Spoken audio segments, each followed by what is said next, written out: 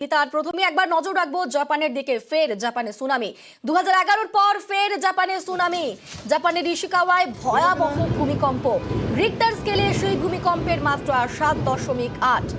আর ভূমিকম্পের জেরে ইতিমধ্যেই বন্ধ করা হয়েছে বুলেট ট্রেন।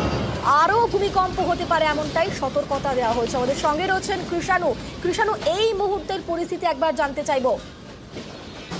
অনিন্দিতা, এই মুহূর্তের পরিস্থিতি হচ্ছে যে বেশ কিছু এলাকা নিষ্প্রদীপ হয়ে গিয়েছে এই ভূমিকম্পের জেরে। সুনামির ঢেউ ইতিমধ্যে অনেকগুলো জায়গায় আছড়ে পড়েছে। তার মধ্যে ইশিকাওয়ায় নোটো প্রদেশ, সেই জায়গাটাকেই মনে করা হচ্ছে যে সেখানেই মাটির তলায় প্রায় 50 মিটার উচ্চতায় গভীরে এই ভূমিকম্পের এপিসেন্টার ছিল। এবং যেটা জানা যাচ্ছে যে অনেকগুলো জায়গায় কিন্তু জলোচ্ছ্বাস বাড়ছে এবং যেটা মনে করা হচ্ছে ইশিকাওয়ায় হয়তো জলের যে ঢেউ সেটা 5 মিটার উচ্চতায় যেতে পারবে। এবং অন্য দুটো শহর আছে, সেই দুটো শহরে নিগত এবং তোয়ামা বলে তাদেরও প্রায় 3 মিটার পর্যন্ত জলোচ্ছ্বাস পৌঁছতে পারে। এবং যেটা এই মুহূর্তে যে খবরটা আমরা পাচ্ছি তা হচ্ছে যে ভারতীয় দূতাবাস, যেটা টোকিওয় অবস্থিত ভারতীয় দূতাবাস, সেখানে এমার্জেন্সি কন্ট্রোল রুম খোলা হয়েছে এবং হেল্পলাইন দেওয়া হয়েছে যে কোনো ভারতীয় যদি এই অবস্থা যদি খোঁজ আনতে হয় তাহলে ভারতীয় দূতাবাসের সাথে দেখা করতে বলা হয়েছে। অনিন্দিতা, আচ্ছা, আমরা আবারও দেখাবো ভূমিকম্পের ছবিটা। আজকে সকাল থেকে রিক্টার স্কেলে ভূমিকম্পের মাত্রা 7.8। আর ভূমিকম্পের জেরে ইতিমধ্যেই বন্ধ করা হচ্ছে বুলেট ট্রেন। আরো ভূমিকম্পের সতর্কতা জাপানে। ইশিকাওয়া, নিগাতা, টোয়ামা, ইয়াগাতা এলাকা খালি করা হচ্ছে। ভূমিকম্পের জেরে উত্তর কোরিয়া ও রাশিয়াতেও সুনামির সতর্কতা।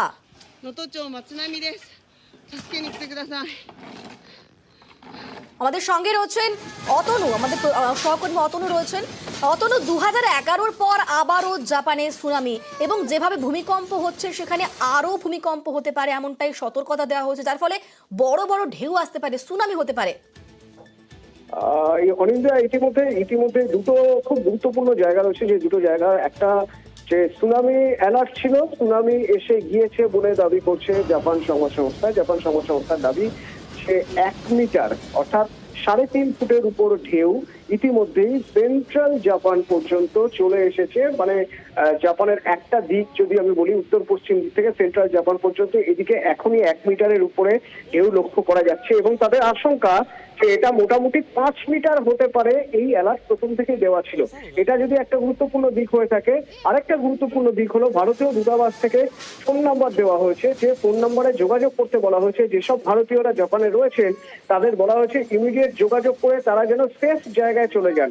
সেফ জায়গা মানে কোনো উঁচু জায়গায়, এমন কোনো জায়গায় হাই রাইজ বিল্ডিং এর উপরের দিকে তলাগুলো যদি চলে যেতে পারেন তাহলে খুব ভালো হয়।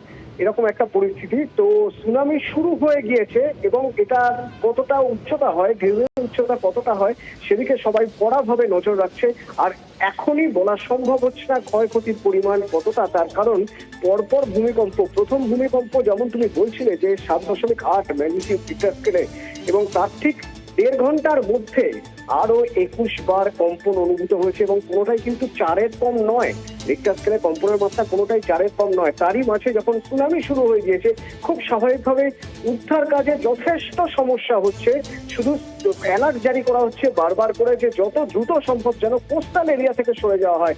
মূলত উত্তর পশ্চিম কোস্টাল এরিয়া সবচেয়ে বেশি এফেক্টেড হওয়ার আশঙ্কা করছে জাপান কর্তৃপক্ষ। অনিন্দিতা, বেশ, আমরা সেই ছবি দেখলাম এবং আমরা অবশ্যই এই খবরের দিকে নজর রাখবো যেখানে বারবার ভূমিকম্পের সতর্কতা দেওয়া হচ্ছে এবং ইতিমধ্যে সুনামির ঢেউয়ে কিন্তু বিপুল ক্ষয়ক্ষতির আশঙ্কা তো রয়েছে। তবে এই মুহূর্তে ক্ষয়ক্ষতির পরিমাণটা এখনো স্পষ্ট নয়। আমরা অবশ্যই এই খবরের দিকে নজর রাখবো।